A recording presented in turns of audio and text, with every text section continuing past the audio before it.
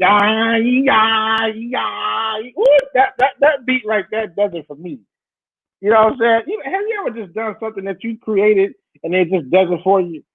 That right there, that beat does it for me. I create that thing. I'm like, God Almighty, I gotta get that track sold. Maybe Bruce George or Linton who can help me get that joint sold. That thing right there is bananas. What's up? How y'all doing? Look at me. I'm so excited about today. You know why? Because it's another episode of When Black Kings Speak. And let me tell you, if you missed the first episode, you missed a treat. But don't you worry about it because I got a treat for you today. I mean, I got a good one today. We're gonna talk about some good stuff today, you guys. And listen, I'm so happy that y'all joining me. Listen to me carefully, please. I beg you. Share this on your platform. Let everybody know that the Black Kings are in the building. Yo, we on YouTube, on Dominion Seattle. We on my page, Alan Hunter. And guess what? We're on your page because you're sharing it on your page. It only takes a quick second just to hit that share and that like button and share it to your people. Let them know that we's in a building. And we got a great show today. I got some great guests today. And I'm really excited about it. And we're going to talk about some things today as black men and relating to black women, the relationship between black men and black women. It's on my heart because I've been through some things when it comes to Afro-American women, and I just want to see if anybody else going through what I've been through. I've been delivered with a T. I've been delivered, so I don't have an issue with no what I had an issue. But anyway, I want to bring in my guys, and we're having some technical difficulties with one of my brothers here, and we're gonna get this together. I need y'all to lift y'all hands right now and say, Lord, fix that cell phone. That's why I need you to power of prayer to fix that cell phone. I told somebody we need to go back to telephones because these cell phones are getting on my nerves. All these digitals, man. So anyway, welcome. We got a great show. So my first guest I'm gonna bring on. My first is let's see who I'm gonna bring on. Oh, y'all gonna bring on Linton. I'm gonna bring my dude on. Y'all listen, this man I'm about to bring on, Linton Weems, is a phenomenal guy, hands down. He's a phenomenal guy, hands down. And he's also an amazing musician, hands down. I mean, one of the best in the whole wide world. I mean, phenomenal keyboard player. Makes music, makes tracks, and he's married. So all you single women that say, "Oh, you look good," he's taken. Sorry, okay, sorry, he's taken. I do not want his wife beating me up. I don't want Carla coming up to Seattle beat me up. But listen, this dude is on point. He's a good friend of mine. We've been knowing each other for a long time. He started in Seattle and then moved to Houston. And what's so funny, I started in Seattle, moved to Houston, and we ran into each other in a movie section, in a movie theater. We're like, what you doing here? What you doing here? We're like, hey. And we reconnected, man. And I want to bring him on. Y'all give a big shout out and a rah hoo for my man, Linton Weems Eugene Jr. That man got so many names. What's up, man? What's going on, man? What's going on? I'm good, man. It's good to see you again, man. Yeah, that movie theater was a trip. When we met, right? Man, I was walking through, I was like, what? I had to do a double take. That was crazy, man. And correction, I love Seattle. I got all my people there. I'm from Tacoma, T-Town, Washington. I'm from T-Town, sir. T-Town.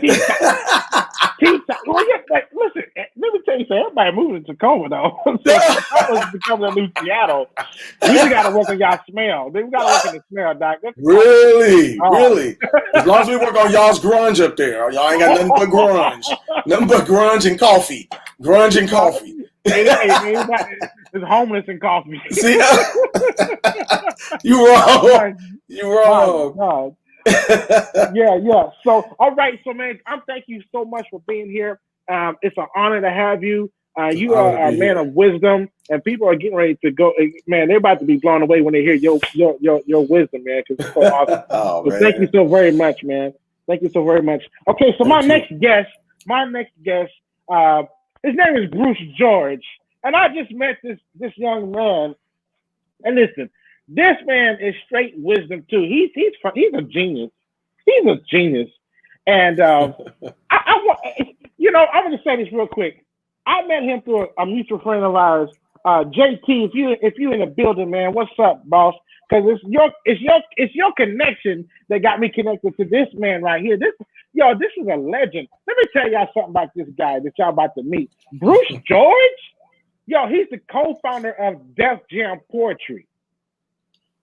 That was on HBO. Yeah, huge, man.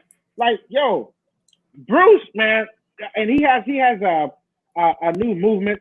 I'm gonna let him tell you about it. Genius in Common. He's gonna tell you about that. Let me bring him on. Y'all know I'm trying to do all this by myself. I need a producer, an engineer, because I can't be doing all this and be hyped and excited at the same time. So bless me. Just y'all pray for me. Bruce, what's the deal, son? Yo, what's up, my brother? How are you, sir? Yeah, it's not cool. Calm, collected. Right. That's right. Well, first and foremost, man, I want to thank you for having me on your show, Brother Allen. I want to thank the listeners and the viewers and the watchers for watching in. I want to thank the good Lord for blessing us to be here, and thank you for that beautiful introduction. Yes, sir. For a moment, I thought you had switched to Tom Loke. We got Tom Loke in Okay. I know you're a celebrity, but I thought you put him on platform for a moment. I got no love for you. It's all good. Man. Can you just briefly tell them who you are, what your accomplishments, and then I'm gonna move to my next guest. Okay. Yeah, first and foremost, I'm a lover of God. I'm a child of God. My work is my ministry. I'm a social activist. I was one of the founders of Def Poetry Jam on HBO with Russell Simmons. Danny Simmons and Deborah Pointer, shout out to them. We're all co-founders of Def Poetry Jam on HBO. We wound up getting a Peabody Award for 6 seasons on HBO and a Tony Award for the Broadway version. I was the town executive at HBO and executive consultant to the Broadway show. And the rest, as they say, is history. I'm the founder of the Genius is Common movement, which basically is an anti-elitist movement. We're about taking the elitism out of the word genius. Thus, we are an anti-elitist movement. We have a presence in all 50 states, 14 countries, with 18 ambassadors and growing. So I thank God for that. And I'm looking forward to talking about that and other things. That's amazing. I appreciate you. So let me do this while we sitting, Linton, because please forgive me. The producer's like, hey, that's not fair. You didn't give Linton the opportunity. And I'm sorry, because I got excited when I see my man Linton. But can you please tell everybody who you are, what you do, and blah, blah, blah, all that good stuff. And we're going to work on my man Sam, trying to figure him out, see what's up with that. Go ahead, brother. Hey, man. First, thank you again. As Bruce said, I'm honored to be here and to be able to share with you all the little bit of knowledge that I have, and I'm really grateful for the opportunity. I'm also a music director. I'm also a producer. I'm an independent producer, musician in the local area of Houston. I've played several different people, and then that's just been my call and my journey for the last 20 years. And so I'm excited, man. I love knowledge. I'm a life learner. So I never stop learning, whether it's music, whether it's life, whether it's whatever.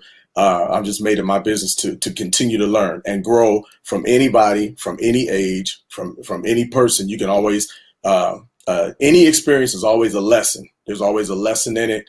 And so that's how I've chosen to just to live and to grow from there, man. So, long story short, let's get it popping, man. Let's get it. I love it. Let's get it popping. Did y'all hear? Let's get it popping. That's right. For real. So I don't know what's going on with my other guest, my brother Sam. He's having some issues with the phone, I guess. So I guess we'll just wait for him to come on. But we're gonna go ahead and get started. So listen, fellas, let's do this. Let me see how I can make this do what it do. Let's see. Here we go. Yeah, all right. Let's see. All right, Sam popped in, but it's on black screen. Hold on for a minute, guys. Let me see that. Sam. Yes, sir. We can't see you. You're in the dark, brother. Man, I don't know what's wrong, you gotta come to the man. light, sir. They trying to stop me. The devil trying to stop me, man. But I'm here. Okay, my voice. It ain't about me. It's about Jesus, Doc. It ain't about me. Well, listen, Sam. Before I'm gonna introduce you real quick, but let me say this about this man right here. He's really special to me, because when my wife and I was broken and down and out, this man paid for our wedding. Wow. I'm gonna get choked up in this. He's my little brother. The Lord blessed him with, to have his own establishment, his company. And I ain't gonna never forget this. We were walking on Westheimer. Woo! I'm getting teary eyed. We were walking. You remember that, baby? We were walking on Westheimer. And for everybody know, Westheimer is a very busy street. It's and we were walking on Westheimer coming from McDonald's, I think. And this man saw me walking and stopped in the middle of the street, literally stopped in the middle of the street and honked his horn and said, "Hey, what are you doing walking?" I said, "Who is that?" And he got out this nice SUV and it was my brother Sam. He said, "Man, what are you doing? Get over here. Where you going? I'll take you where you going." And he took me home and asked me, "Why are you walking?" I told him what's going on. He said, "Look here, don't worry about it. I got you in your wife. Y'all can work for me." And then we worked for him, and then he paid for our wedding. And I owe my life to him, man. I mean, Family of Walk is my dude. That like he's a phenomenal musician, MD. And Sam, I just want to tell you publicly, although you did that privately, thank you so very much. I love you so very much. I love you and your wife. And I got y'all. And, as I come into my kingdom, I ain't gonna forget about you guys. So, Sam, if you can, just explain to everybody who you are, what you do, what you got going on, and we're gonna get started. Okay? Sam Ross. I guess I've been in Houston long enough to call myself a native here. I done lived a little bit of everywhere, but musician, producer, musical director for a few artists at this point. Minister of music at my church. I love God, my family, and that's all I can really say. We here to help each other be better. That's about it. That's right. Sir. Yes, That's sir. what's up, man. I appreciate you so very much. Y'all, even though you can't see Sam, there's something going on technical, but he's going to be via his voice. So we really appreciate you. Thank you for your time. And so let me say this and we're getting started. Remember, we're candid. We ain't pastors today. We ain't ministers of music. We ain't prophets. We ain't elders. And we ain't evangelists and apostles. We are black men with issues. And we're going to talk about some issues and we're going to get some stuff solved. And we're gonna love on each other, and we're gonna love people that's gonna love on us. So is that fair? Is that okay with everybody? Absolutely. Yes, sir. Okay. Amen. Amen. Praise Hallelujah. So let's get started. So here's my first question. Now, okay, so the topic, once again, we're talking about black men that may have issues with black women and why. So these black men hate black women. Is that fact or is that fiction? Do we tend to hate black women because of maybe the way we're treated? So we're going to talk about those things. And women that are out there that's viewing this, please weigh in your opinion, weigh in your question. Put on a grid, your answer as best as you can. And so, y'all, this is all a testing. This is a healing testing. So my wife and I was talking, and she said, babe, when we first got together, she said, you have an issue with black women. I said, no, I don't. She said, matter of fact, you don't like black women. You don't like us. I said, I do like you. She said, no, you don't. I said, what makes you think that? Because she gave me her reasoning why. And I began to think, well, maybe I do, but why? Why do I dislike them? And I began to tell her, well, because of the way I was treated in my past when it came to black women, because that's all I knew, what I dated, right? I had my curiosity with other races, but my thing was black women. My mother was like, "No, you black, you like black women," Okay. So, but I had some issues because of how I was treated by black women. So I had issues with them. With my ex-wives, even some of the ones I dated, I had issues with them. But then my wife helped me understand some of those issues could have been with you personally. You know what I mean? So once I began to understand that some of the actions my characteristics cause some of those hurt, then I began to say, you know what, I shouldn't hate black women. I shouldn't hate, I shouldn't hate women, period. Because I actually started hating women, period. It just started with me, dating a black woman, but it is what it is. But I got set free from it. So I want to talk about that today, and I want to ask some questions and get y'all's opinion and what you think about it.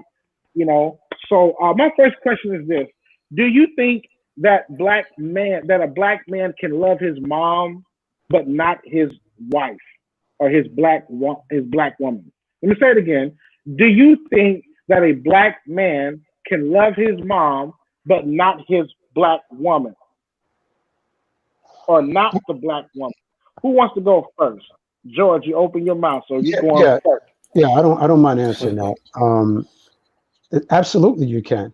I mean, a lot of people say that men have a tendency to gravitate towards women that are similar to their mothers, right?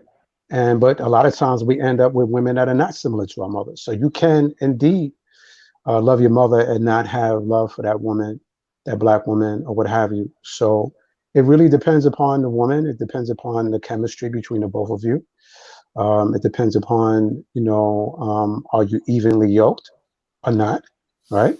Like is drawn to like, opposites don't attract. That's in chemistry, not in human relationships. Van Zandt said in Acts of Faith, you attract who and what is on your way. Pierre de Chardin, the French philosopher, said, we're not human beings having a spiritual experience, we're spiritual beings having a human experience. Dr. Wayne Dyer said, it's not the notes that makes the music, it's the silence in between the notes that makes the music. So we're like tuning folks. So like is drawn to like, right? And so if you're with someone that is like-minded or like-spirited, or if you are on an even keel with them, then it's going to be a lot better than if you weren't. So, so you can love a woman, you love your mom and not love a woman, and she's not evenly yoked with you. That's my take on that. My God, that's amazing. That's amazing. That's amazing. Okay, so who wants to? Linton, you want to land on that one, bro?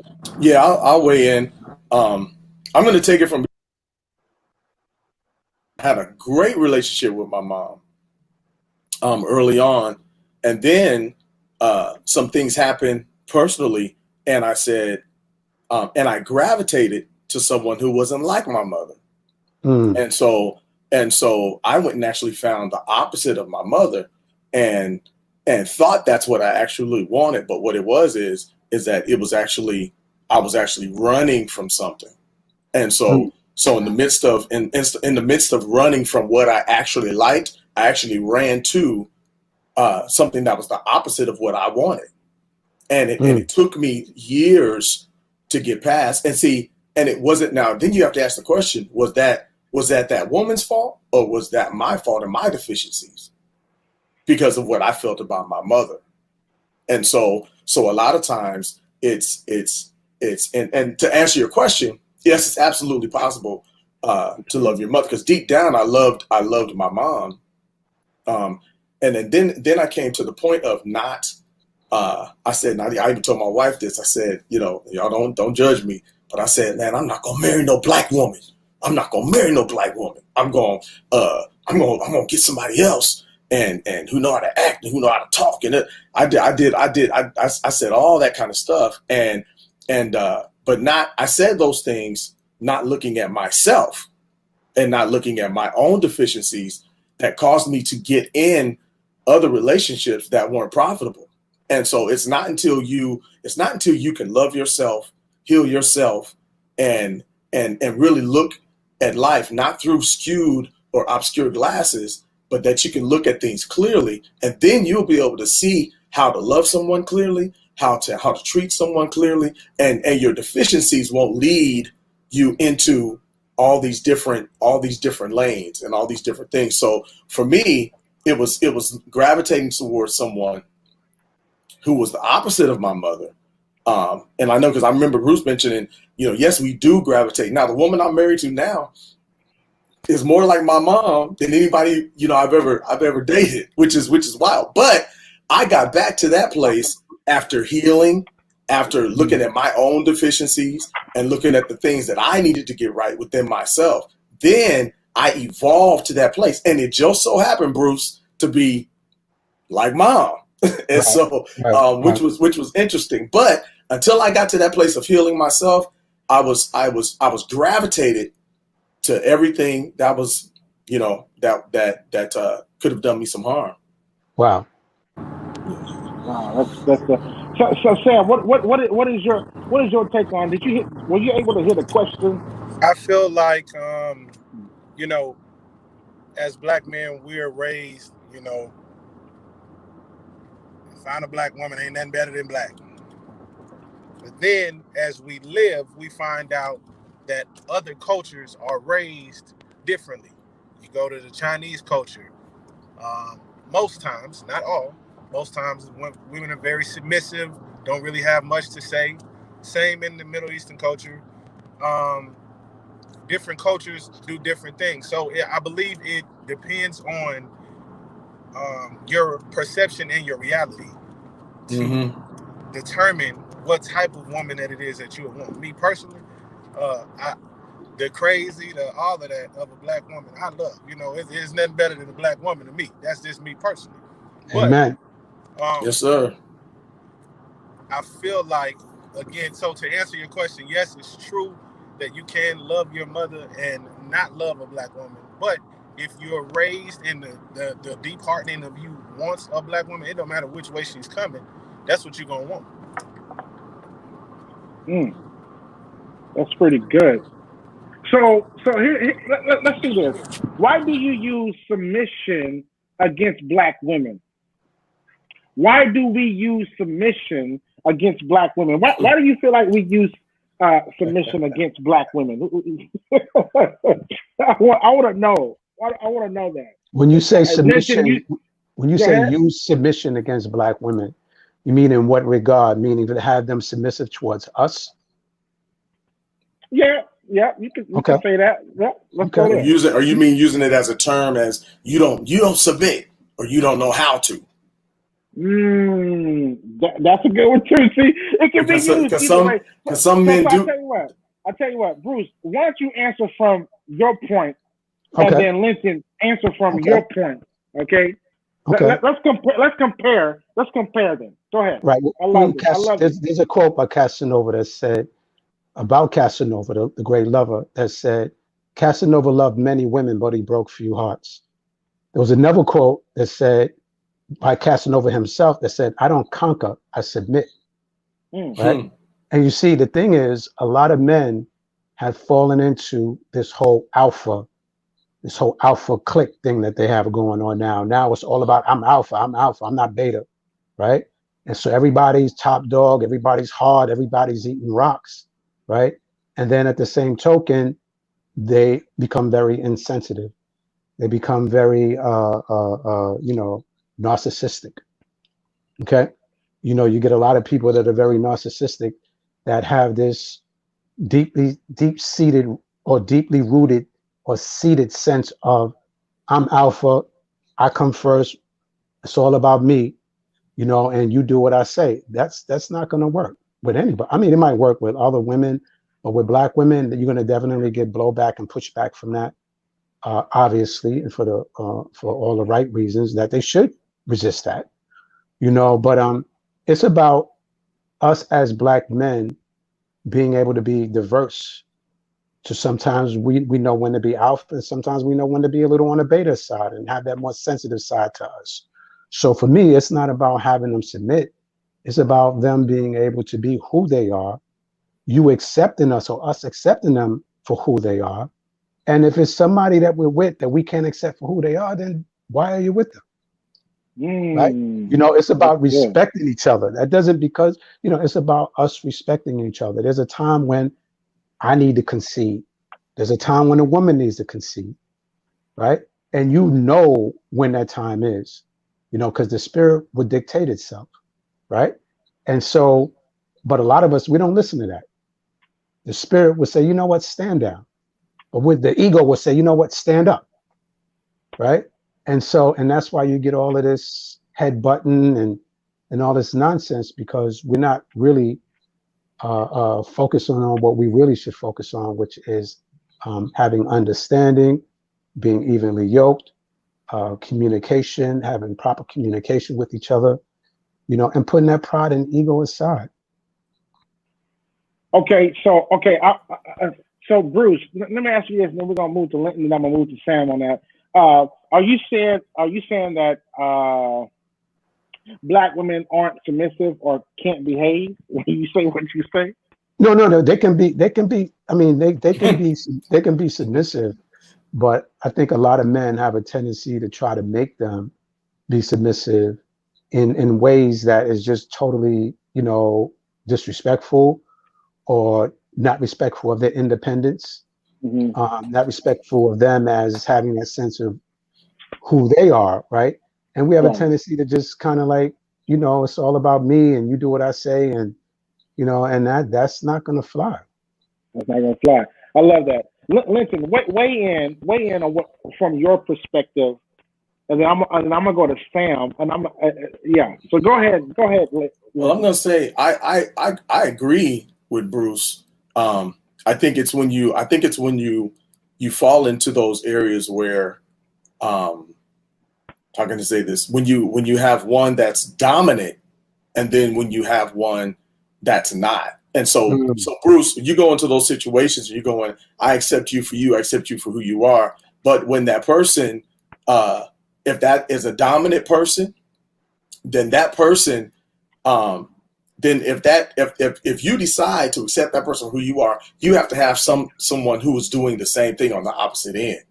If they're not doing that and they have that alpha female perspective, then this is my analogy of submission. All of us, we both end up at a four-way stop. And so at some point, if no one decides to stop, we're going to crash. That's right. And so when you get to the four-way stop, you have to give someone the right of way. And I think that being equally yoked, being submitted to God, gives you a humbleness that allows you to be able to see from a different perspective. If there's no submission to God, it's going to be hard to submit to anybody or be humble to anybody. And so I say, when you get to that four-way stop, somebody has got to yield. And so that's submission. That's all submission is yielding. At some point, when a decision has to be made, when things have to, if I just say, I'm going to do this and you're going to do this, and then we get into it, and between me and my wife, one of us ends up on the couch, who won? If we end up in a car accident, somebody dies, who won? Because somebody didn't submit, because somebody didn't yield. And so that's the perspective that I was looking at, Alan, in terms of why we submit and how we submit. And this is what people forget is that if you build a platform and you have columns, this platform is submitted to the columns. If in a construction term, it's a submission that this platform is submitted to these columns. And a lot of times we look at submission as a bad thing. Right. Exactly. And we use it as like what you were saying, Bruce, we use it as a bad thing. And so submission, that's why I mentioned the four-way stop. It's no more than us just yielding in order to be able to make a proper decision and discuss. But if we just keep running through the stop signs, somebody's going to crash. That's a good point. That's the point that I was making, is that it's a submission to one another that really, and I think that's more along the lines of what Bruce was saying, a respect and a submission to one another that really helps you move forward. Go ahead, man. That was a good point. You made a very good point. I wrote a quote. I'm a master quoteologist, so if I get with a lot of the quotes, we're loving it, man. I'm loving hearing it. And I appreciate that, man. I wrote a quote where I said, "Alpha male, alpha female, boom." All right. So when you have an alpha male and an alpha female, boom, that's explosion. That's explosion right there. Right. And so the thing is, I really appreciate the four corner. I love that metaphor where you're right. Somebody has the yield. And you see a lot of times when we get caught up in this, I'm alpha and she could be out for herself. And then it's like, you know, Right. I'm not yielding. And then it becomes very explosive and the relationship becomes very cantankerous. And the next thing you know, it becomes toxic and you wind up going your separate ways. Right. You know, so I appreciate you expressing that metaphor. That was dope. Yes, that's what's up. So let me ask this, and I know I was going to go to Sam, but let me ask this question since we're in it. So why do you think, and maybe Sam, you can start off with this answer with this question. Why do you feel like when Black men and women come together, it seems to be so much of a war, of a struggle? Who's going to run what? Who's going to do what? And you know, who's going to make this decision? Who gets the last decision? Since we're going to talk about the alpha male and the alpha female, why is it? Cause it seems like sometimes when I look, it seems like it's a war when it comes to our community. You know, so I want to weigh in on that. So Sam, tell me, what do you think about that? Okay, personally, I feel like the war comes. How do I say this the right way? The war comes from previous, not from present. Right. So when I say that, I mean, oh, I done been hurt by 10 men before you, and you not gonna do this, and you not gonna do that, and you not gonna do this, and you not gonna do that. Just like a man. Man, the last woman I was with, she didn't do this, or she didn't do that, or she did this and didn't do that, and I don't want that. So we immediately walk into relationships with walls up. Immediately. And at the first sign glance of anything from past, oh, it's a problem because you're not gonna treat me how Betsy did, or you're not gonna do me how Mike did. So it's immediately a problem when it's like, wait, hold on, that's not even the angle that I was taking with that.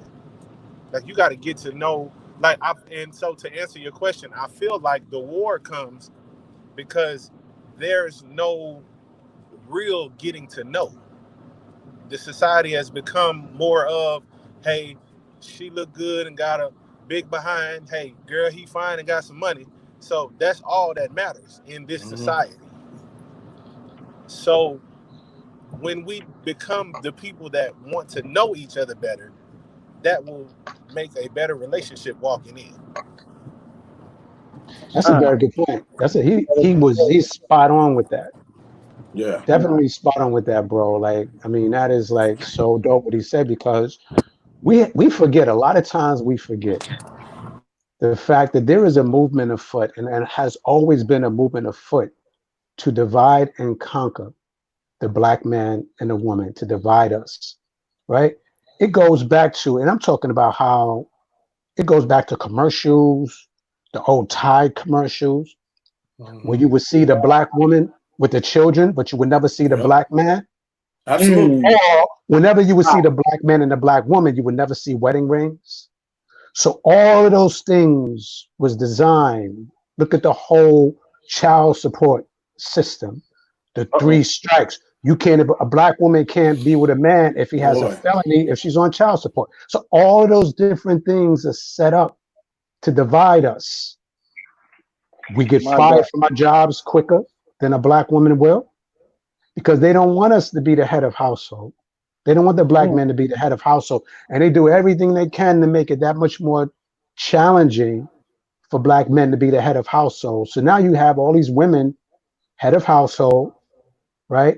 And you got these Black men living with these women, okay, you know, head of household, and that causes friction. And then you have the Black men not being able to make money, as you know, a lot of the ones that were incarcerated or whatever, you know, so they're not making a proper amount of money. They're making more money than the Black men, a lot of the Black men. So that causes friction. So there's a lot of precipitating and predisposed factors that plays into the animus that a lot of Black men and the Black women have towards each other. Khalid Muhammad, God bless him, he was a member of the New Black Panther Party. His son, Farrar Gray, Dr. Farrar Gray said it best. He said, behind every no good woman is a no good man that made her that way. Okay, and so the brother alluded to that earlier, you know, when he made those powerful comments. So yeah, a lot of women have been burnt, right? A lot of men have been burnt. And so it's one of those things like, you know what? I'm going to burn you first before you burn me. Absolutely. You know what I'm saying? Or I'm not going to let you hurt me. So I'm going to hurt you first. And you see, and that's where the fight comes. That's where that's the where the struggle fight comes.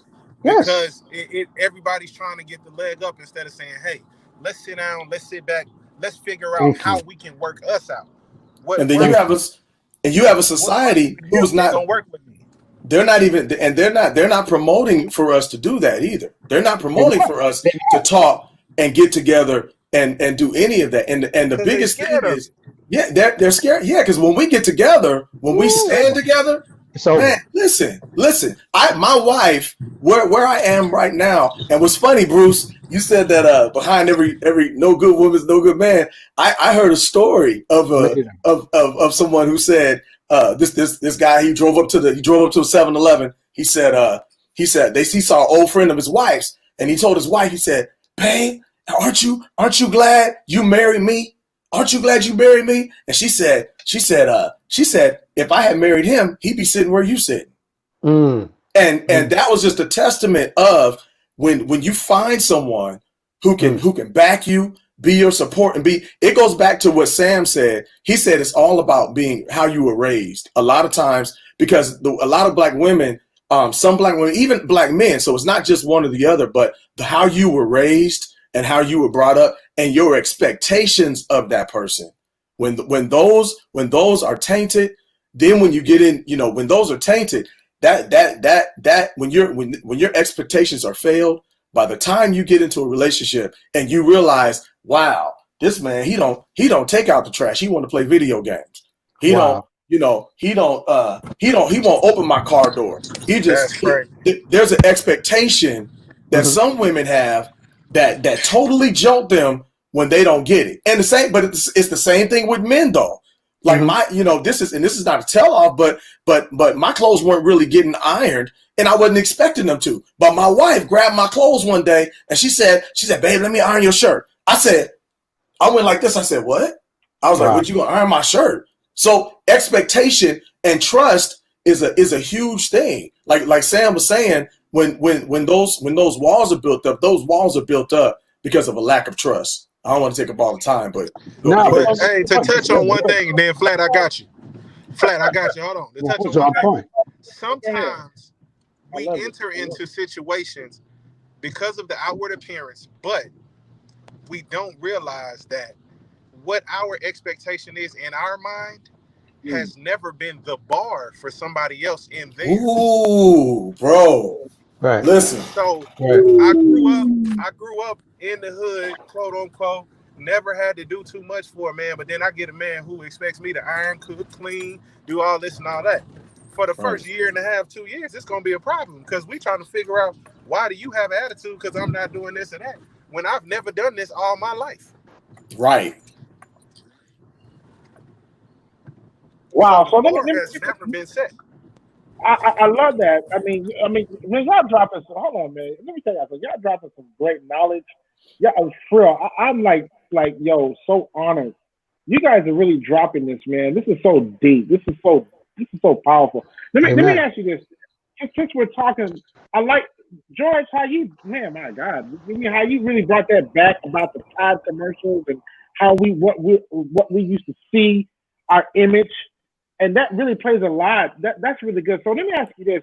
So do you think black men and women are unspokenly mad at each other because of the image or because of maybe how we were treated in slavery? Let's go back to slavery. Absolutely. And I'm glad you mentioned that. Absolutely. I knew that's where I was going. Absolutely. Absolutely. And I'm going to tell you, because of the thing is, when you talk about post-traumatic slave syndrome, it's really not post-traumatic because we're still going through it. So it's black traumatic slave syndrome. Ain't nothing post. You feel me? And so the thing is, we did not protect them. We in other words, the black woman was looking at it like we were supposed to protect them from being enslaved. And we didn't do that. A lot of people are real quick to forget that part of history where the Europeans were afraid to go into inner parts of Kenya and certain parts of Nigeria and certain parts of Ghana. They were afraid because of the fact that they were afraid of catching diseases, malaria, and all sorts of other different things. And we had the antibodies. So a lot of us, what we would do is we would go and bring, the people that we enslaved to them. We enslaved ourselves. And then we would bring them to them for sugar, for wine, for guns. You know what I mean? A lot of people forget that part of history. Right. Right? A lot of us forget that part of history. A lot of us made it easier for them because we brought them to them. Our own women, our own men, we brought them to them. You know what I'm saying? And so that's deeply rooted in their DNA. They didn't forget that. Right? So I'm glad you brought that up. Well, okay, let's do this real quick because my next question, let me ask this question, and then I want to go to some comments that are made. Okay,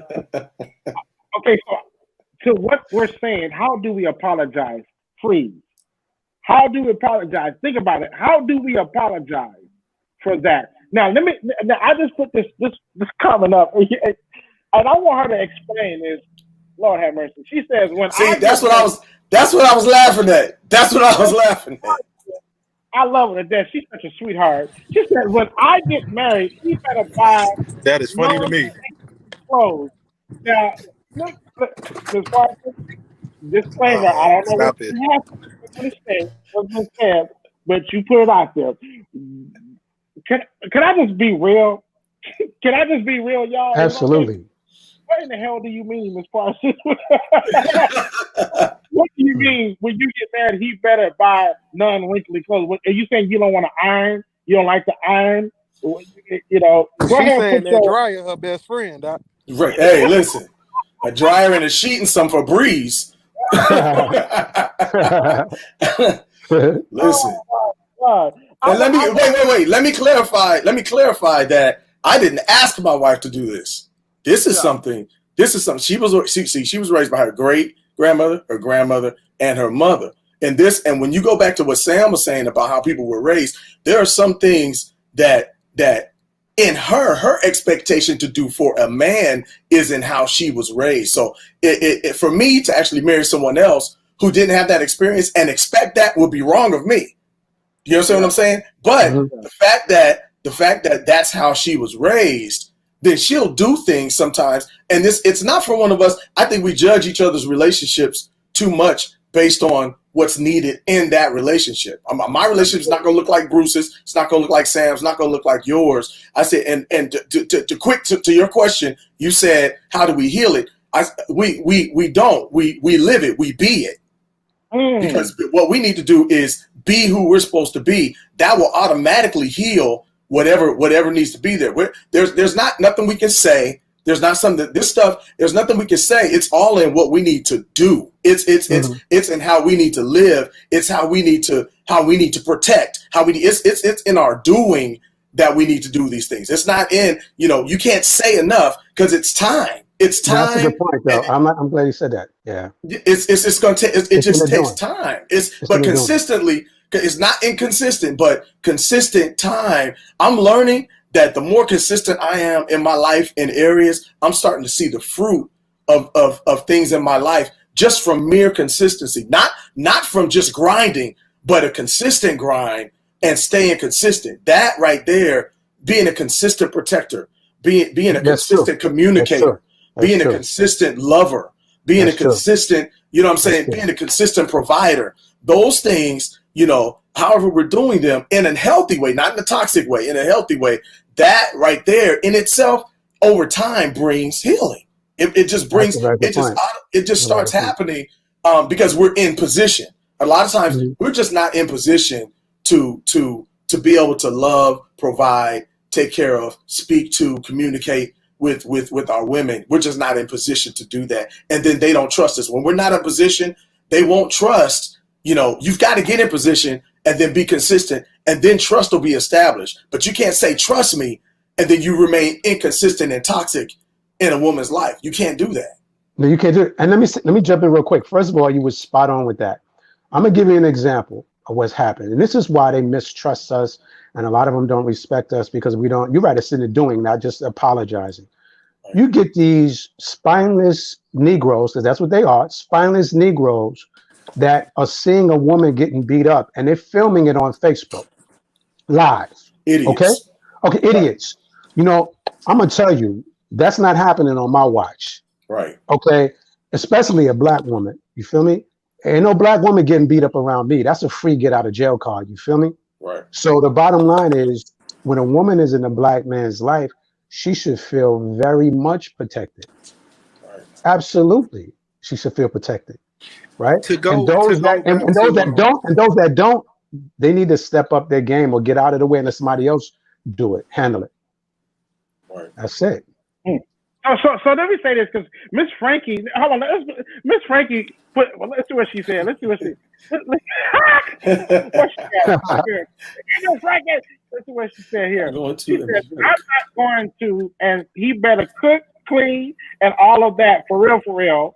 I am going to be good. Pray for me." So let me ask you this, Miss Frankie, to everybody. Let me ask y'all this. So do black women know how to serve and not how to be submissive?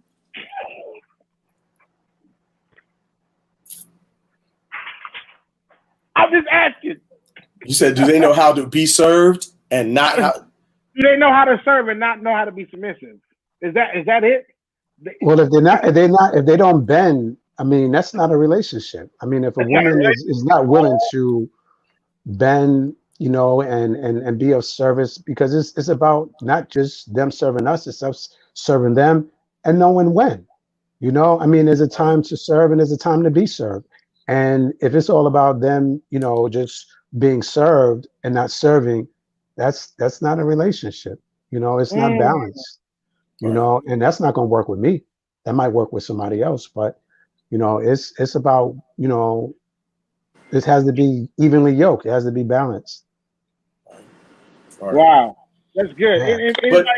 But check it out. What I will say though is that the point is being willing to bend. That's the whole thing. It's being willing. Being willing. There may be some things you didn't do before you got married, and I promise you, after you get married, everything's 100 times magnified. Whether you live together or not, after you say them vows, after you make that covenant, it magnifies 1,000 times. But this is the thing: it's how well are you able to serve? How me and my wife, we can be upset with each other, but if what we're gonna do tonight requires her cooking, she's still gonna cook. If I'm mad at her and what I have to do today is take out the trash, I'm still gonna take out the trash. If I'm mad and it's not her time to cook and she's busy doing something and I gotta cook, we're still gonna see about each other's needs no matter what we're feeling like. And that's relationship. That's love. It doesn't just stop. You're serving, your love and anger and frustration and miscommunication does not stop your consistency in your relationship. That's how we can continue to grow. The issue is when we stop doing all these different things that we say we love each other, and then somebody gets mad at the drop of a hat. I can't cook and I'm closing my legs and we can't have sex. No, that's completely wrong and it's unbiblical, and that's unrealistic. And then you put your man, a lot of times we talk, I'm closing my legs, you did this. Now, I'm not talking about super toxic things. I'm talking about you're just upset and you're frustrated. You think you have a right to shut down your body, or you have a right to just not cook and not do the normal things that make your household function. No, we don't have a right to do that. In a covenant relationship, we don't have a right just to shut down so that's why I admire and I appreciate the maturity and growth in me. Because I was that dude. I was that immature guy.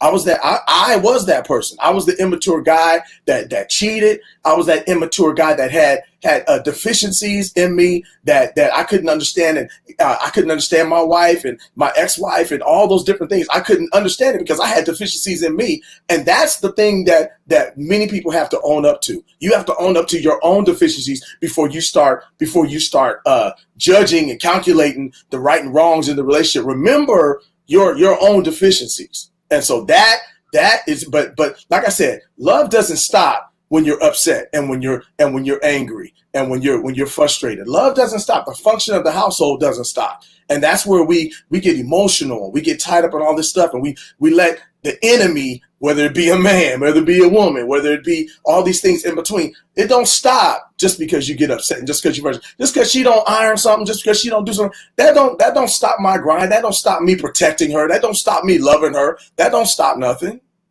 Mm-hmm. Well, I just read a comment. Now I want to ask. I want to go to what Velma said something. I want to go to her too. But okay, AJ, another good friend of ours, she said this. This is so powerful. She said, "Has man set a consistent example of submitting to Christ?" Mm. Okay, well, I have a question. Wait. Can I respond to that? But listen. If he hasn't, what are you going to do? Because that's the problem. Is that a lot of times we forget that if you're in a covenant with somebody, this is the problem. Who was it? I think it was I forgot what preacher it was. His wife. He was going to church before he was a preacher. His wife kept going to church. She said, "I got revival tonight. I got revival. I'm gonna go on to revival. I'm gonna go to revival." The preacher told her, "Go home and cook your husband some biscuits." He was unsaved, sitting at home. Go home and cook your husband some biscuits and give him some sex. Do that. Hallelujah. Go home and cook your husband some biscuits and ride him real good. Do that. And then after that, he said he was mad she was going to church. He left her in the car, had her sleeping in the car. She came back in the house, fixed his food for him. That man is one of the greatest preachers. I think it was he's one of the greatest preachers that have ever hit the face of the earth because of his wife's submission and her staying in her role, not trying to control what he was supposed to do and what he wasn't supposed to do. How well are you going to submit? There go my wife right there. That was a loaded question. First of all, to me, that was a loaded question. Oh, absolutely. Secondly, we were born in sin and raised in iniquity. Uh-huh. So we were born in sin and raised in iniquity, in terms of, our capacity to submit to Christ in reference to how we, play with them or how that plays off in reference to them. To me, that was a loaded question. Yeah. Okay. But to answer her, let me answer her question though, because I kind of went off on a tangent. But to answer her question, can a man set has a man set a simple example of submitting to Christ, and that's absolutely valid. It's absolutely valid. But then you've got so many people that will kind of use that as an excuse, but it is a valid question. But at the same time, as a leader, what does that look like? But what does that look like? So let's say it is a valid question, right? I wouldn't question or impugn the validity of it. But what does that look like? Right. When you know what I'm saying? What does that look like? The person that doesn't sin, or the person that doesn't, veer off, or what does that actually look like? Is what I would ask her. Because then you have to ask yourself, is where that person is in their walk, because exactly because there's increments of sanctification, thriving for salvation, getting better, however you want to put it. But there are increments to that. So if I'm at level 5, does that mean to you, if you're at a level 10, that I'm not where you need to be, or I'm not where I need to be? If you're at 10, and so it's like how can you measure that? That's my point. How can you measure that? That's why I said it's a loaded question.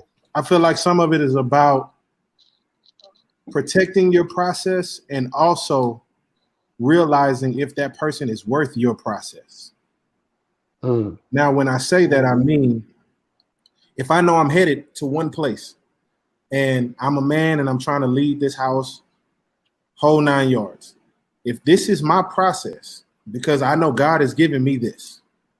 Now, if you're trying to get on the same process with me, then yes, let's come on and let's go. But if you're not, what are we doing here? Because a lot of times women say, well, he ain't giving it to God, so why I need to? Preach. So why are you with me if you can't live? Like, it's like saying, if you can't go with me through this process and we both get there together, then we don't need to do this at all. Preach. Right. Right. That's good. Listen, I want to go to a comment, and then we're gonna take a break. This is so good. I think it's Jamal Hunter that said that is their go-to card. The woman's go-to card for her behavior is always pointing the man back to God. What do y'all think about that, Kings? What do y'all think about that comment?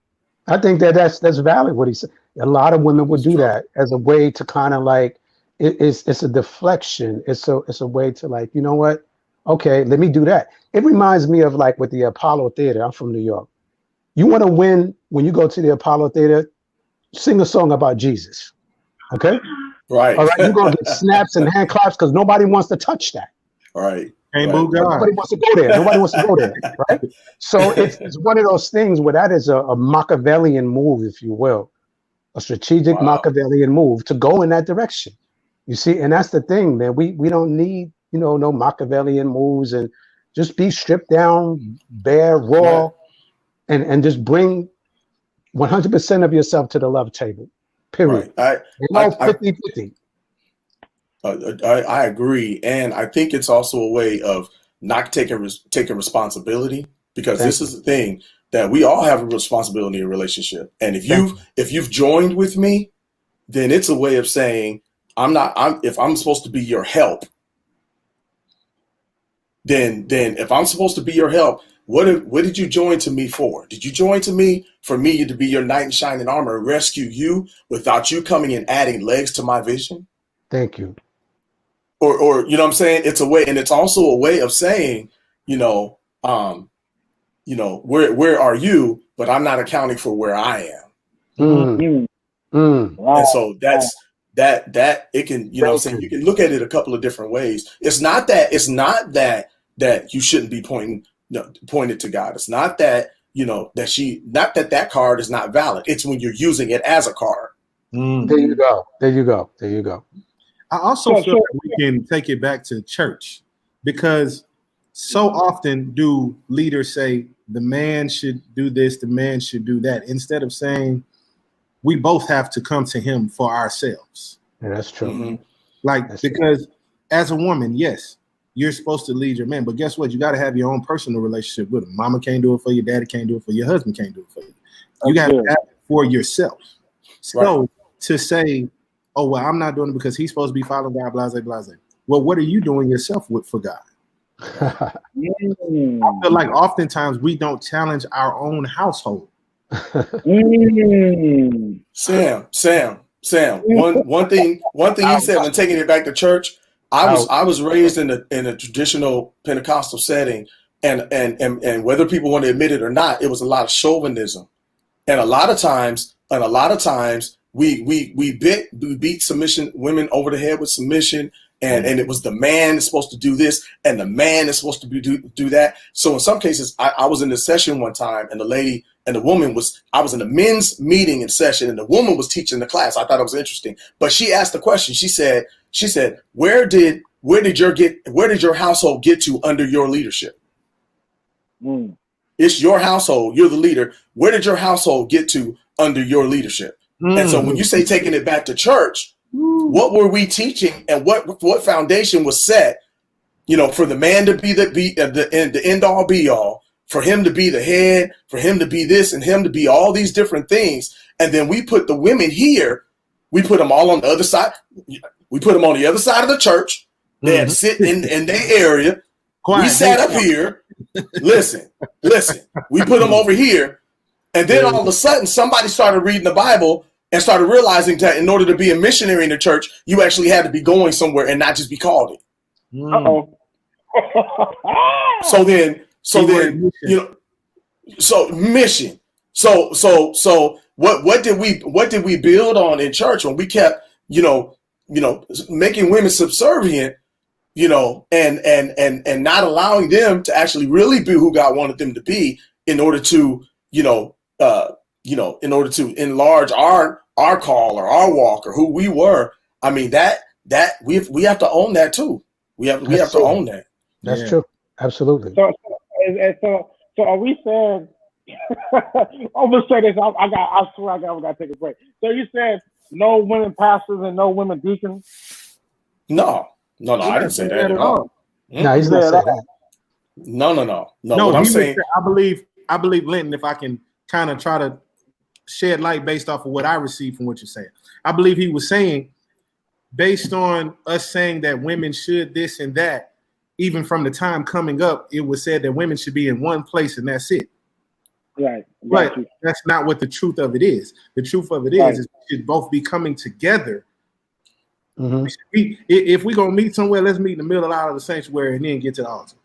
Right. That's good. Right. That's good. I love it. That's it. Exactly. Thank you for clarifying that. But that's exactly what I meant. That's good because some of us are so still, traditionally minded. Right. You're right, Linton. Back in the day, that's what they said, and even to today, you still have that going on in some religion, right? And I'm not gonna name them because I don't want to get no lawsuit, but. But that is still going on, what you just said. So it's like, and some say you can't be a woman pastor, you can't be a woman deacon, but the Bible said, I read says that I will pour out my flesh. This is what God said, I will pour out my spirit, among all flesh. I will pour out my spirit. This is God speaking upon all flesh. That means woman, man, boy, girl. It requires a cat, even dogs. They got those too. Listen, we're gonna take a break, and there's so many comments we have that I want us to go through as well. We have some more questions, and man, this is really good. Thank you all for everybody that is tuning in right now. I really appreciate you guys. This is so powerful, man. This is so awesome. We're gonna take a break, and we're gonna come back with the Kings, and we're gonna talk about some other things and discuss some comments that are being put on the grid. I love it. And y'all, please share this on your platform that are watching. Let everybody know that the Kings are on the grid, man. We on Facebook, we on YouTube, and let's get these numbers up, man, because we got some knowledge going on. All right, stay tuned. Do not click off. I'm in debt. I have 2 car payments, 4 years into a 30-year mortgage, balances on a couple credit cards, plus college for 3 kids on the horizon. 0 savings. I work long hours at a job that I hate. And despite all that, all I get is stress about how I can make more money. I take 4 pills at night for my back pain. Some days, getting up seems like too much. I struggle with dyslexia. I have high cholesterol. I overeat a little too often. I'm trying to get in shape. But it's never enough. My dad died 5 years ago from cancer. I should have seen him more before he passed. Man, I miss him so much. Everyone expects me to be over it, but it's something that I still deal with daily. I haven't taken my wife on a date in 4 months. I practically forgot our anniversary. My kids need me when I get home, but it's late. I want to sleep. I spend my weekends at their functions, as if that's enough. All this, and I still resent my family, because I have no time just for me! I can be amazingly selfish. I'm often angry, seemingly for no reason. I struggle with lustful thoughts, none of which my wife understands. Nor do I, for that matter. I'm good at some things, I'm great at nothing. I had dreams for my work and my family, and I abandoned them long ago. I think I'm a realist, and I come off as a pessimist. I feel restless knowing something is missing. I have too many burdens. They're suffocating. And this is the weight I carry.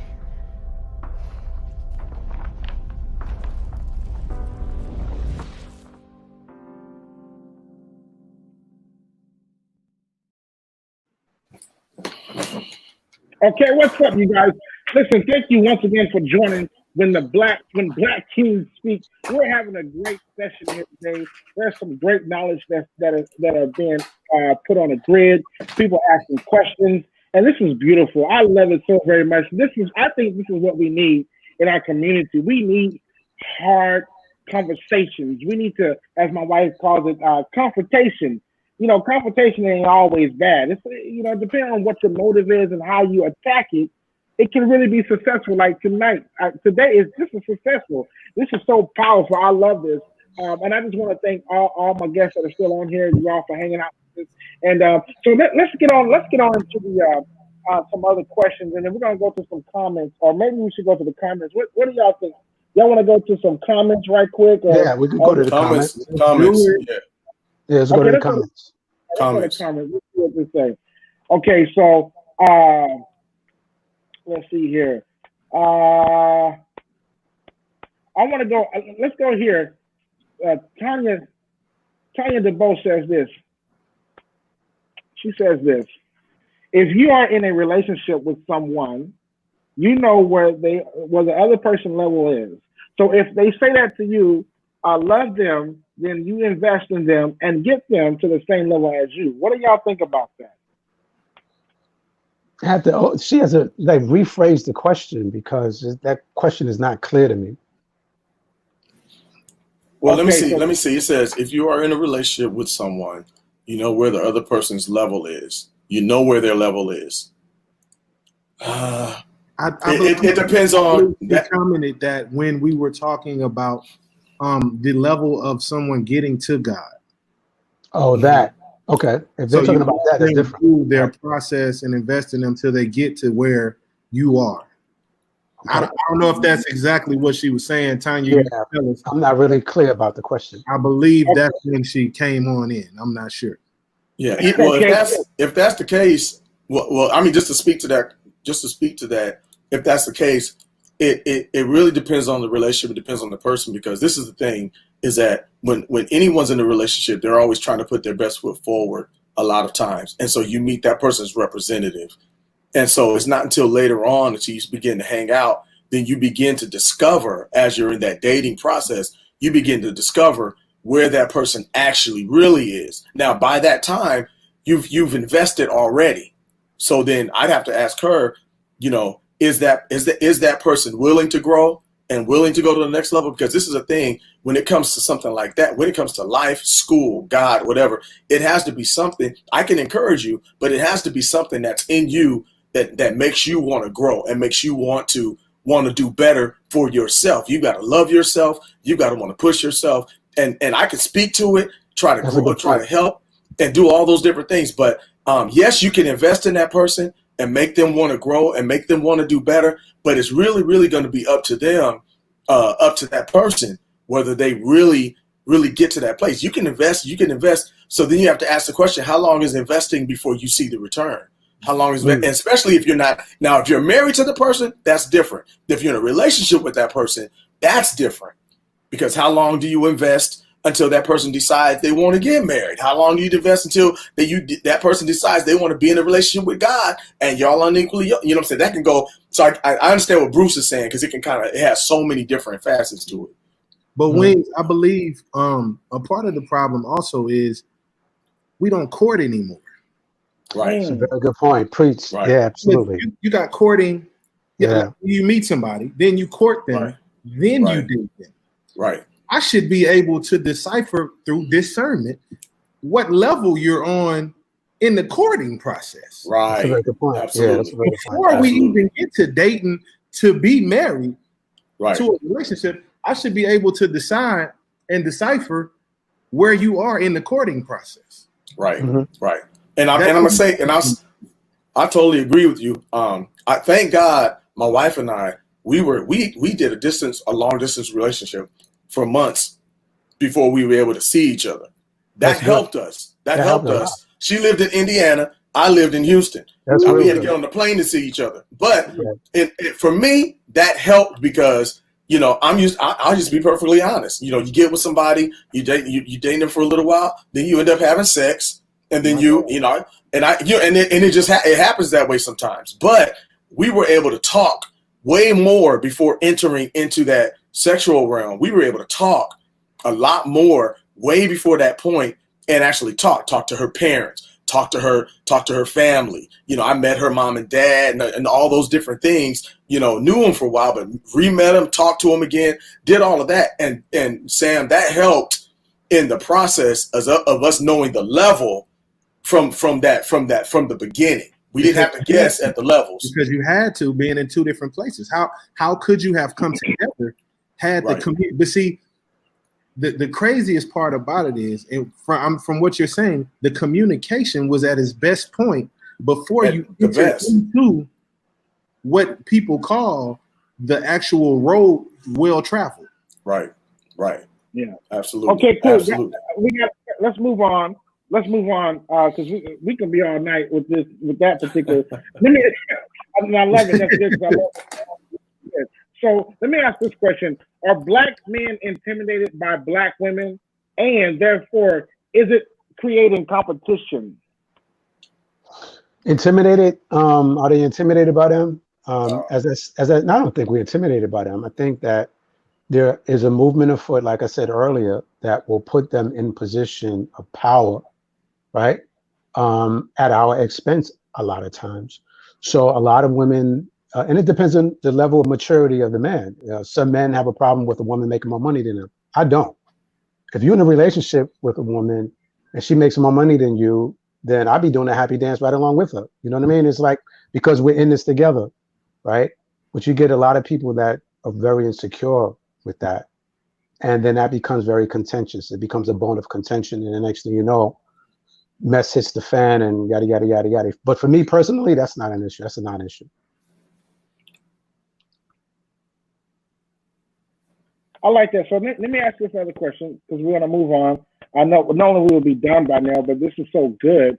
I was telling producer, I mean, we don't have a limit, but I want to keep it an hour because, people's attention span, but this is some good stuff. So let's see if we go about another 20 minutes, and then we're gonna call it quits. Let me ask this: sex before marriage in 2020, yes or no? This is gonna be quick fire. I just need yes or no. No, don't give me no. No. Just give me yes or no. Sex before marriage in 2020, yes or no? Absolutely not. Absolutely. All y'all lied. No, I mean, you shouldn't. You shouldn't. No, I'm not saying, you shouldn't. It doesn't change no matter what I've done personally or what anybody's done personally.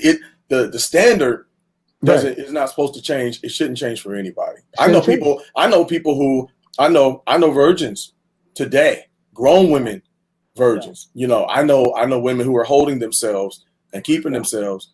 And it's not because opportunity hasn't happened. It's because of their stance and them, being celibate. That's good. So, okay. So everybody's saying no. That's good. We're gonna say no on the grid. That's Well, listen. Let me ask this question real quick. What do you think needs to happen for Black men and women to come back together on one accord? What do y'all think needs to what do y'all think needs to happen? Or process or some type of strategy for us as Black men and women to come back on one accord? Healing, forgiveness, healing. James Baldwin said it best. He said, love is so desperately sought, but so cunningly avoided. Love makes us take off the mask we know we can't live without and know we can't live within. So to answer your question, it's healing with ourselves first. Hurt people. Yeah, I love it. Yeah. So there's an analogy about forgiveness and reconciliation. Absolutely. Reconciliation is there's forgiveness where you actually turn to the person and you face them. That's forgiveness. And then there's the process of reconciliation. And that's actually everything that's going on in between. And so a lot of times what we say is, and people use it as a scapegoat. They say, I forgive you, but I don't have to like you. I don't have to love you. I forgive you though. But they forget that there's a process of reconciliation. Reconcile. We need to reconcile. There needs to be a reconciling. There needs, and like I agree with Bruce and with Sam. Just there needs to be forgiveness, and then but we can't just say we forgive. There's got to be some work. There's got to be some work that goes into that. Okay. Long story short, I feel like most of the forgiveness comes from the past, right? Because our today is affected so much by our past. Mm-hmm. My daddy did this, so I really hate men because of this. Mm-hmm. My mama left me, so I really don't appreciate women in this. Like, so much has happened in our past to get to our present that we haven't really forgiven, because in our culture, it's sad to say, therapy is frowned upon. Exactly. That's why we need the healing. Right. There you go, right there. To actually release something. Oh man, ain't nobody trying to hear that, man. Suck it up and just keep going. Right. No, like that's the like we don't forgive through things. You know, and I feel like that's the for us to all come together, like true forgiveness from the past will help in our today. That's good. I like that. And then I think a part of that is we're going to have to humble ourselves. I think both sides are we're going to have to humble ourselves in order to be able to unlearn and relearn. Because what you learn from mama, what you learn from daddy, what you learn from auntie, that could have been toxic information. And when you find information that can actually be healing and healthy, and sometimes it will come from our mental health experts, our psychologists and our counselors. Sometimes that information can help us, but a lot of times we don't have enough trust to go to those people. We don't have enough trust to, but if we humble ourselves and realize there are other things that work besides what mama told you, what you saw mom and daddy do, what you saw me go, if you humble yourself enough to really be able to unlearn and relearn some things from people, and let's just stop taking information just from anybody. But you look at people's lives who are not just seemingly successful, but actually living successful lives. It doesn't mean they have a lot of money. It doesn't mean they have a lot of things, but they're living in peace. You know, Bible says follow peace in all men. I mean, you have to follow peace. Follow where peace is, and don't just follow the people that got stuff. Because that's real big right now. Everybody branding themselves. Everybody look at your Facebook. See me videos. See me. See my face. See my. You know, I got this app that's gonna change my face. That's gonna change my look. No, follow things that are gonna. Okay, go ahead, sir. Sorry. Go ahead. That's a very good point. We gotta get out of here. Go ahead, man. Go ahead. My wife told me to shut up too. Go ahead. It's all good. Anyway, so 2 more questions, and then we're gonna be out. So let me ask you this, because I want to stay on topic. Do you think black men dating out of their race is a result of not liking black women, or is it just curiosity? No, not really. It doesn't. If they date out of their race, that's not a result always. That's a non sequitur. You know, if a black man dates out of his race, that is like just by design. Some people just fall in love with people of a different race or what have you. It doesn't mean that they necessarily hate black women or they're not into black women. So I don't agree with that. I don't agree with that. Okay, cool. I actually don't either. I was curious. I didn't date, but I was curious about outside of my race. I was like, okay, what is that gonna be like? Can I just be real? What is that gonna feel like? So are we talking about dating? Are we talking about just dating outside of our race or experimenting outside of our race? Dating, experimenting, just outside of your race. Just being with another. I feel like a lot of black men might experiment outside of the race, but not technically take home outside of our race. Mm-hmm. Right. Okay, that's good. Because of what was instilled into us. Right. Growing up, a black man and say a Caucasian woman walking down the street together, what's wrong with them? He shouldn't be doing that. You know, all of that. So, you know, black men then decide, hey, let me see, what's the difference? You know? Right. Mm-hmm. I do know. I will say it comes from when you get black men that'll be like, oh, I'm not messing with no black woman whatsoever. Now you're talking self-hate. Now that's different. Exactly. But I will say that sometimes black you have people that are raised, and I go back to what Sam said, is really huge, is you have people that are raised differently. And when they're raised differently, unfortunately, if I'm a black young man, I grew up in a black affluent family, and my mom and dad have taught me values about money, values about working, values about these different things. It's not that can't be found in a black woman in your race. It's all in how you were raised. But if I find an individual who has these same qualities, that looks at money the same way, that looks at and sometimes people's worldviews are different. And so sometimes people marry based on their worldview, what their worldview has been. It has nothing to do with how that person looks as far as skin wise. It's about their worldview and their values and that type of thing. So, that happens. All right. Well, listen, guys, thank y'all so much. We just really ran way over time, and my producer. No, this was fun. But this was really good. Maybe we should do a part 2 or something. Absolutely, let's do it. I want you guys to definitely keep this lifted up in prayer, because I would love to see this go on a national television show or syndication or something, because I just really think the conversation is needed. Not to be famous, but to really have a candid conversation, because I'm that host that's like, I'm real about it, I'm about that life, because I think people need to talk. It needs to be confronted, and having this conversation with you guys, you kings, man, y'all are some awesome men. I just want to really appreciate you having me. You guys are awesome men of God. You're awesome in your own rights and what you do. You're awesome husbands. You're awesome businessmen. You're awesome friends. And I thank every last one of you. My new friend Bruce George, my longtime friend Vincent, and my brother Sam Ross. He's also my friend too. I just love you guys so much. And everybody that's on here, if y'all can just reach out to these guys, let me show you their media. Y'all can hit up Linton Weems at right there, Linton Eugene Weems Jr. Facebook and Instagram. Y'all can hit up my man Bruce George. Bruce George what's that thing called? Instagram, yeah.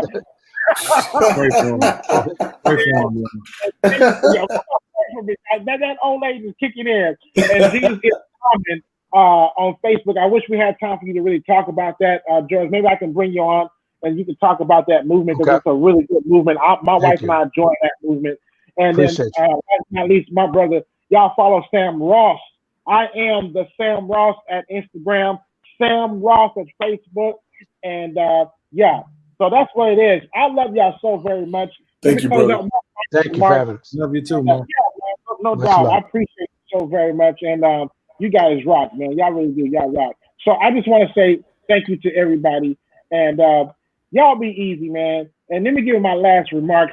And you guys stay online. Kings, y'all stay online so I can talk y'all after. I just want to say thank y'all, everybody that has stick with us. What, 25 minutes over? And I appreciate you for hanging out. There was some really good questions, some good comments. I didn't get to everybody's comment, but I really enjoyed you guys even making comments. This is good. We're going to keep doing this once a month. We'll have our next one next month, every 4th Saturday of each month. That's what we're going to be doing. So y'all be looking out for the Kings when Black Kings speak. And let me do this one last announcement, and then we're out. Listen, on next Saturday, this time next Saturday, we're having a prayer and unity rally August 1st in the Central District. We're going to be coming together as a family, intercessors, pastors, worship leaders, whatever you do, musicians. We're going to come together and pray for our community, for our city, for our region, and for the nation. We're going to come together for 3 hours. We're going to have some awesome praise and worship music. We got some great artists going to be ministering. We have some amazing intercessions that will be praying specifically, and we have some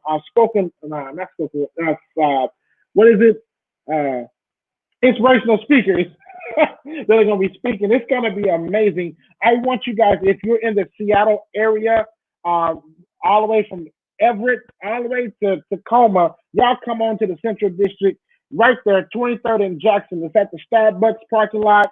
Y'all know where it's at. It's right there in the heart of the city. I want you guys to meet me there, meet us and the Holy Spirit there. It's going to be amazing. And I need y'all there. I just need y'all help. I want to show the city that we as believers, body of Christ, Christians, we're still alive and we're still well and we got power. Because on that day, God's going to show up mighty. He's going to show up so mighty. It's going to be phenomenal, right? So August 1st, next Saturday, 1 to 4, meet me at 23rd and Jackson in the Central District as we pray for our city. All right. Let me pray for you guys and we're going to be out of here. May the Lord bless you and keep you. May the Lord make his face shine upon you and be gracious to you. May the Lord lift his countenance on you and give you peace. And may the blood of Jesus cover you. And may the Holy Spirit begin to arise and cover you and burn any evil spirits that try to attack you or attach themselves to it. Let those spirits be burnt, melted, and annihilated in Jesus' name. Amen. I love y'all so very much. We'll see you next month. Keep us in your prayers. God bless you. And I'm out of here. Mwah.